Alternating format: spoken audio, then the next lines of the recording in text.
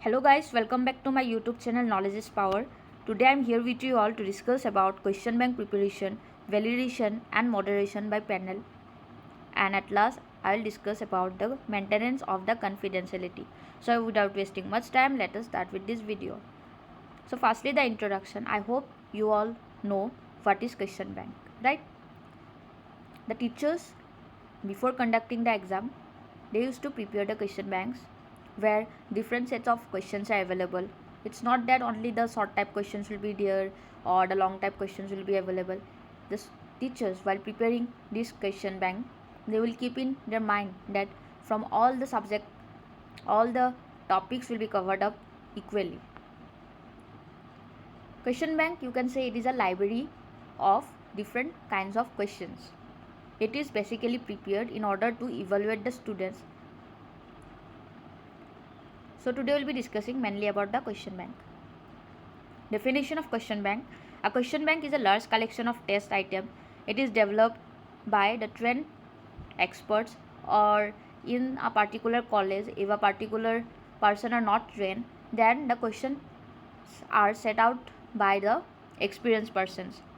And after setting up the questions, they print this question on the index card and it is stored in the memory of a digital computer along with the supporting data, and whenever it is necessary they will produce this question bank, they will produce these questions and they can use for future reference. Either you can say for evaluating the students, different assessment techniques can be used. By taking this question paper sample only, they can evaluate the questions and evaluate the students, and they will finally use these questions wherever it is needed. Second definition, the question bank may be defined as a kind of reservoir of number of set of questions. You can say the question bank, it has lot of questions depending upon the subject matter or depending upon the course or the curriculum. The questions are prepared. Then the question bank is a planned library of test items designed to fulfill certain predetermined purpose. You can say you can take the example of the blood bank where you can get easily different blood groups, right? Different blood group sample or different samples of blood is available in the library, in the blood bank. So in the library also different books are available.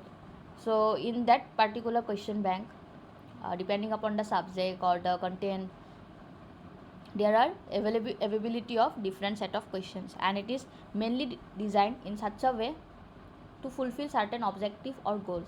It's not that the question paper or the questions are prepared by the teacher without any reason. So the teachers, they are also having certain goals and objective for the betterment of the student, and it will cover up all the prescribed texts. A question bank is a collection of questions. It will support the assessment of student learning process, and it is a well defined procedures that are established to maintain or to evaluate the students. A question bank of a subject is a list of questions for a concerned subject according to a particular syllabus. So without following the syllabus, a particular expert cannot prepare a question. There should be a guideline before preparing the question bank, or you can say there should be a blueprint or a framework before selecting a question. So we'll be discussing all this part in my later part. Then a question bank is a planned library of test items, and it is cooperatively helpful for the students, teachers as well as the evaluators. Now moving forward to the next part, guideline for preparation of question papers. So already I have mentioned that it's not that the questions will be prepared directly without following anything. Okay, there should be some guideline or you can say some rule, while or following points should be kept in mind while preparing the questions. So firstly, the question, it must be drawn from each unit of the subject. Okay, every unit should be covered up. Secondly, by following educational objectives, the questions should be set up.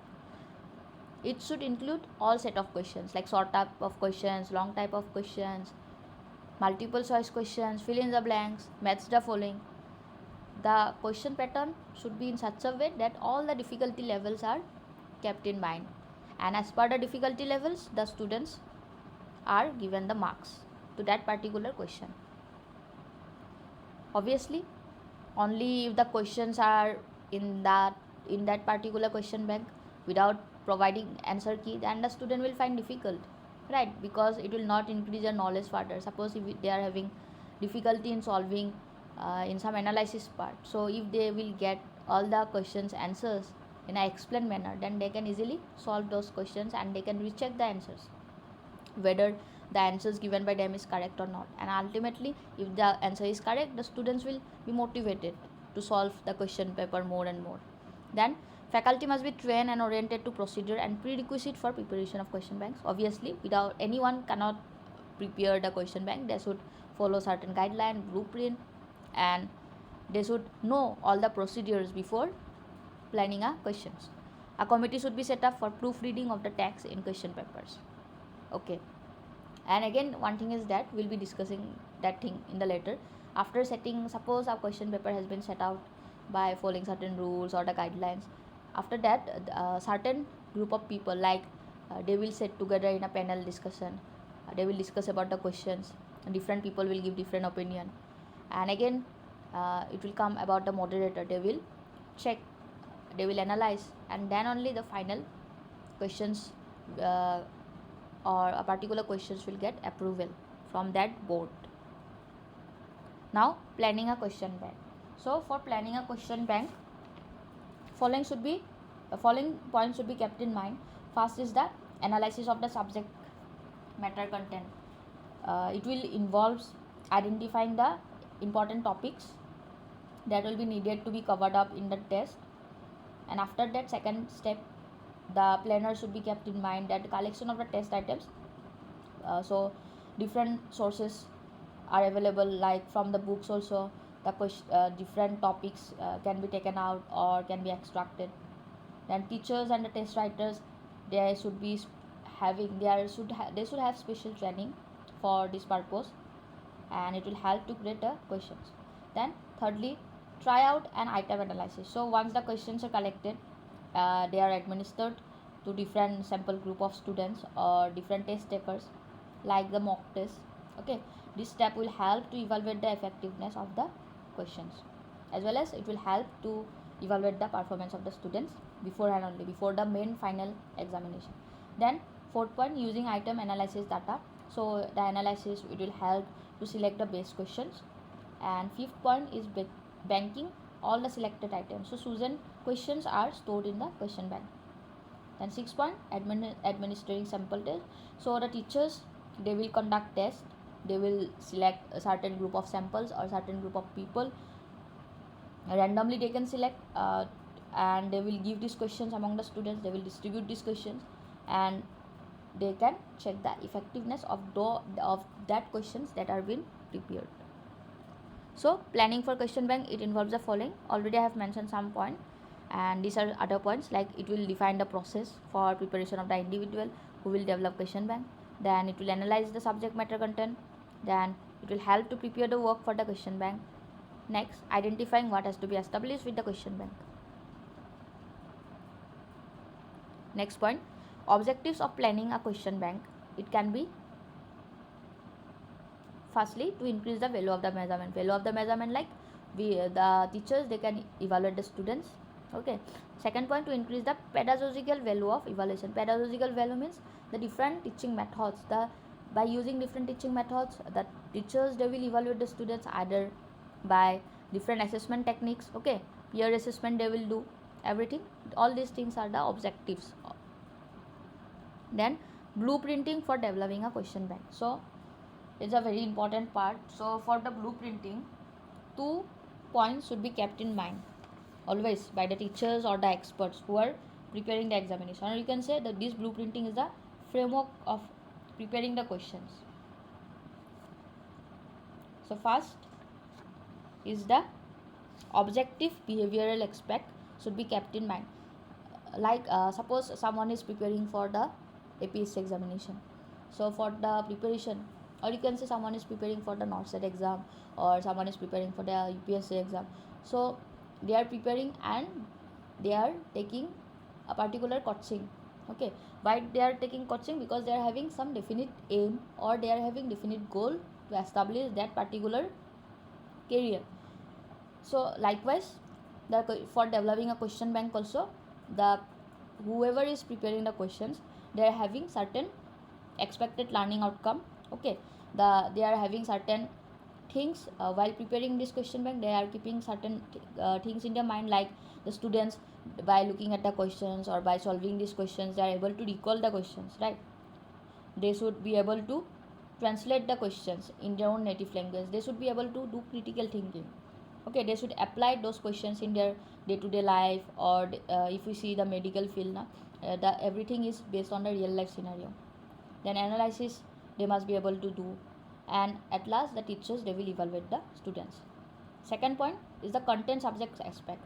Already I have mentioned many times that numerous time I have mentioned in this video that the lecture, the teacher, they while preparing the question, they will always focus on the different unit, different sub unit, different syllabus, different course. Okay, they will try to cover up all the topics togetherly. Okay, then purposes of question bank. Firstly, it will help the teaching learning process. Obviously it will improve the teaching learning process. For the teachers also, they will if they can evaluate the students. Okay, for sometime they can directly give all the questions, or they can give similar pattern to the students before the final examinations, like the mock test they can give. And the student, they will also be benefited by solving all these questions that are in the question bank, will help them to prepare for the final examination. Okay, then secondly, question from the question bank can be used by the teacher at the pre-testing stage for setting questions paper, for measuring, for setting definition of proofs, for measuring pupil achievement. Ultimately it is benefited for the students. Pupil achievement is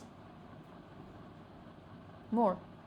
The question bank is very important for preparation for competitive exam. Obviously for any kind of examination, competitive examination, if the student, they used to prepare the mock test as per the time limit, if they check the time limit and all, it will help them to score good marks in the real final examination. Okay, number 4, through instructional effort, the pupils' growth will be obtained. Obviously the growth of the students will be more if they practice more and more. Okay, it will improve the evaluation process among the student, among the teachers, sorry. Then 6, a tool of test can be used for formative and summative evaluation of the pupils. Why it is said formative and summative evaluation? Because you can take the example of a unit test that is conducted in every course, right? Then summative means yearly the evaluation will be like, or you can say half yearly examination or the final examination. It is like annually the examination is conducted, so it is summative evaluation. And formative, like you can say unit test, first terminal examination, second terminal. So it will ultimately help to evaluate the students, their growth, and it will be helpful to measure their knowledge, to measure their comprehension. Okay, now let us know how to prepare the question bank. So number 1, a large number of questions, it should be prepared on each topic or unit of the syllabus, keeping in mind the topic or the syllabus. Okay, secondly, the whole syllabus of a particular class should be divided into different convenient topics. Different experts should be assigned as per the different topics. Okay, and they must spend an equal amount of time in developing the questions. Not that a particular topic will be covered up more, they will take more time in a particular topic. It's not that thing. Every expert should keep in mind that they should spend adequate time in developing the different questions. Then match the question to the content taught. They will try to make the question valid. It is possible that some questions are selected, it is not reliable, or it is not balanced. So in that case, the teachers or the expert, they should keep in mind that the question should be valid, it should have some meaning, or it should be benefited to among the students. Or They must see the previous year question paper also. What are the questions? It is seen that it is coming more and more. So that part the teachers they can focus more. Then using a variety of testing methods. All the selected questions are standardized by the optimal systematic procedure. Question from the question bank can be used by the teacher at the pre-testing stage for setting question paper for measuring pupil achievement. Already I have mentioned the teachers they also must spend adequate time for developing the question. Okay. Using a variety of testing methods, write questions that test skills other than recall. Now screening of questions. So how the questions can be screened after the preparation of the questions. So after the questions are written, it can be passed on to other members of the group for the comments. Then these comments are passed on to the question paper setter or the author of the question for the necessary correction or the necessary modification. And after that it will pass to a board of committee and then they will review it. Okay, and after reviewing it they will finalize the questions. Now moving forward to the next part, that is the item review. So can anyone say me what do you mean by item review? You can just comment down in the comment section. Okay, let me explain by myself only. So item review means after assessing the questions, after preparing the questions, the group of people they will review it or they will modify it, they will correct the questions if there is any error. So these questions are called as item, and these items are reviewed by group of people. So for the reviewer, two things should be kept in mind. One is the paneling, or you can say panel discussion is necessary. Second is the moderators. So what the panelists will do, they will discuss in a group, they will discuss about a different subject content matter one by one, or you can say part by part, and they will check everything, every possible way they will try to modify the questions, or they will discuss wherever there is necessary to correct the questions. And then the moderator they will draw attention to the actual process of the meeting. They will put extreme efforts for the writer by exposing the work to other views. Okay, and while discussing, the panelists and the moderator they should also follow these points, like they should keep in mind that everything should be typed, it should not be handwritten. Then every question should be in a such a way that it is numbered, it is in order. Okay, then it should be in standard form. Then process of item analysis. So item analysis, it indicates which item it is that is carried out. It should not be much tough or it shouldn't be much easy.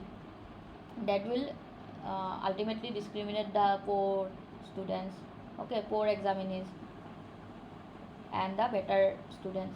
So for that the question should be prepared in such a way that the question paper is neither easy nor difficult.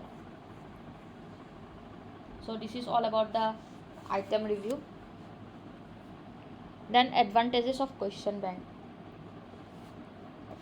Firstly, the question bank, you all know, it is a storage of large number of questions, and these questions will help the student in saving time and energy. Why it is saving time and energy? Because if they practice these questions, then in their real final examination it will help to save their time. Okay, and if the teachers they follow the question banks and if they conduct tests among the students, then the time will be saved to create again new questions. Then question banks will make available ready-made test item for the use by every teacher, that even the student they can also practice the mock test or the question Most of the examination weakness is minimized by using question banks. Okay. Then disadvantages of question bank. It requires a great deal of work in terms of preparation and planning. Obviously, it will consume time. All the items should be analyzed. It should go a long process. It should be reviewed up. It should be looked after by the panelists or the moderators. Okay, and then only they will finally approve the questions after each and every correction. The item analysis, it will involves the use of various mathematical and statistical procedures. So sometimes it is very difficult to conduct the statistical procedure. Now, review and removal of unwanted questions. So after the moderator or the panelists they do a discussion, they will remove the unwanted question, they will correct the necessary thing. Okay, they will try to omit the wrong things. So that is the reviewing and removal of the unwanted questions.